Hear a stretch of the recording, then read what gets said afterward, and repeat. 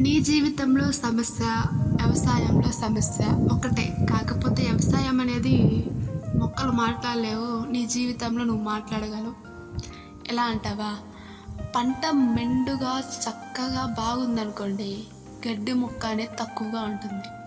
అదే కానీ పంట పలసాగా ఉందనుకోండి, గడ్డి మొక్క ఎక్కువగా ఉంటుంది, పంట తక్కువగా ఉంటుంది.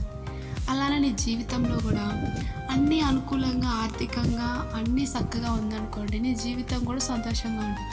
కొంచెం తేడాగా వచ్చి ఏదైనా కొంచెం ఆర్థికంగా నువ్వు డల్ అయ్యావనుకోండి, అప్పుడే అన్ని సమస్యలు వచ్చి పడతాయి. ఎందుకు?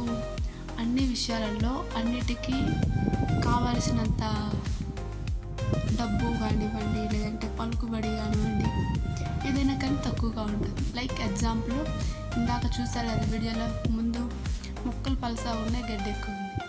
మెండుగా ఉంది ఇక్కడ మొక్కలు, కానీ గడ్డి తక్కువగా ఉంది. జీవితంలో కూడా అంతే. మనం అన్ని సమస్యలు ఎదుర్కొంటేనే అన్నీ చక్కగా ఉంటాయి.